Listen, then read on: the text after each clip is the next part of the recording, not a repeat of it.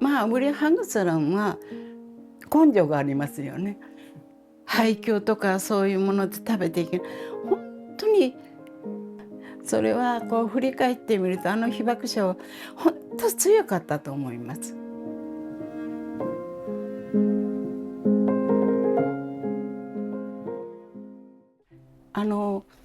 私が学校行って小学校の時にね、朝鮮人朝鮮人っていじめられて、お父さんになぜ日本へ来たのかと聞いたことがあるんです。한국에の가족이 이름이 박씨가 한 동네에 一緒に살아して農作地すみんな큰 집에서すぐなんか分け前をもらって、そうして生活してたんだけど、植民地になって植民地になって、もうすごぎら収穫のことをすぐって言ってたから、어떻게 심한지もう차남 삼남にはそれが割り当てが来なかったと。でそうしたら일본 사람도 있고 우리 한국 사람도 있는 일본에 가면은仕事もいいし、현금なんか現金も収入があるので日本へ行きなさいって働きに、もうノンサーチしないで、でそうして日本へ来て29年頃お父さんは来て、それからお母さんが30年1932年に生まれたそうで、私広島市で生まれました。この福島っていうとこはあまりいい場所じゃない。プラギあまりいい職場にはついてません、はっきり言って。早く言えば今ゴミ屋さん、今みたいに昼間しないで夜中に出て行って、そして一仕事をして、お父さん早く寝てあっちめ1時頃起きて、なんかクッパって言ってました。キムチを入れてそれを食べて仕事行ってた。5時から6時頃 2,3 時間ぐらいして帰ってきて一休みして、それからまたお昼の仕事、本当勤勉に働いて1日に2つの職場を持ってたみたいで、そんなにしてたから至って当時の朝鮮サラムの間ではまあ生活は豊かな方でしたね。すごく真面目なお父さんでした。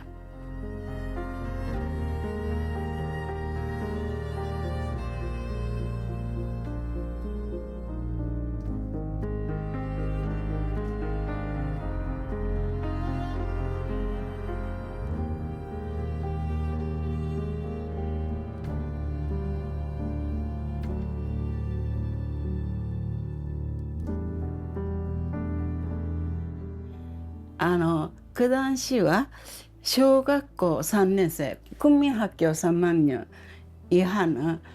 の子どもたち、空襲があると危ないので疎開っていうのを指してたんです。동생들하고私と3人で電車に乗って20メートルぐらい行った時にかすかに爆音が聞こえたんです。飛行機電車の人があれは B29 だ B29 だ、その言葉と同時に光がピカッと光った。光と同時にもう火の塊が電車をわーっと、みんな何事が起きたのか分かんないんですよ。すると大人の人が「はよ電車から飛び降りろ飛び降りろ」っていう声があんなに明るかったあたりが薄暗いんです。霧がかかったようにもうあんまり見えないんです。晴れると同時に見ると大人の人が怪我をして血だらけ。そしてもっと明るくなってみると乗ってた電車が20メートルが西へ行ってた電車が目の前とはなんか焼けただれた変な形で電車が止まってる。辺りのうちが全然見当たらない。全部吹き飛ばされたように家の立った形がないんです。不思議な感じでした。街中を通ろうとするとちび同じお家が全部倒壊して道が塞がれて帰れないので、最初に見たのが広島が消えてなくなって、もうその時の恐怖っていうのは未だ忘れることはありません。みんな熱い熱い助けてくれ、最後の言葉は水でした。もう最後にみんな大人も子供も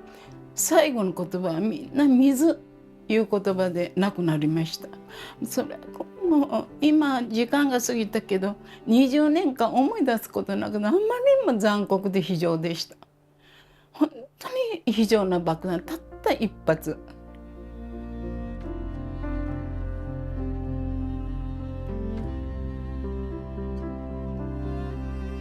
まあウリ・ハグサランは根性がありますよね。もう配給とかそういうもので食べていけない。本当に飴を作って売ったりとかいろんなことをして、ああいう言えば法律違反みたいなもんでもしてと、ソジュ壊して焼酎を作って売ったり、もう普通の仕事じゃなくしてそういうことを約3年間ぐらい一生懸命やって生きてきました。でもヘバンフロ闇市っていうのができて、そこへタバコ進駐軍が담배표다가半端で捨てる空中は紙で巻いて、また日本の福音の兵隊さんが帰ってくる、その人たちに売ると、いろんなことをして生きてきました。で日本の人は兵隊に行って帰ってきても行き場がないんですよね。兵隊に行って家族が全部原爆で家もなくなり家族もなくなり、そうしたらその闇市へみんなそういう人がたむろする集まるんです。で食べるものがないから芋を蒸して持って行って売るんです。そうしてうちのハングサランはバイタリティっていうかもう強いんですよね。そんなにして生きてきました。それはこう振り返ってみると被爆者は本当強かったと思います。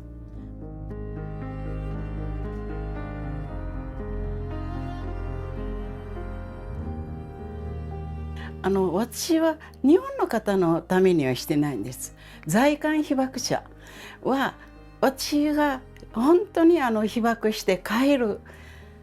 工程とかいろんなことを見てきているんで、そしてなんて同じく被爆しているの韓国へ帰った人は何の手助けもないでしょう。で考えてみると私一人でしたんじゃなくって日本の方たちが在韓被爆者を救援する市民の会ってありまして、でその人たちの活動を見て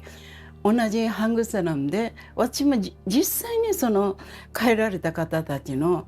よく知ってるのに協力しないといけないわと思って協力したんです。ハングサランで民団もそれは大変だっただろうけど、民団の中ではカンムニさんって聞いたことはある。ユーヨンスさんとか団長さんの時一番在韓被爆者を救援するのにご苦労なさいました。そういう救援活動を私も見て、私は私でできる限りのことはしようと思って、連絡が来ると私は自分が早くから車を乗ってたんで駅まで迎えに行って病院駅へまず来ると市役所行くんですよね。市役所に行って来ましたと報告して、それから病院へ行くんです。病院の診断書が出ないと被爆手帳降りないんですよね。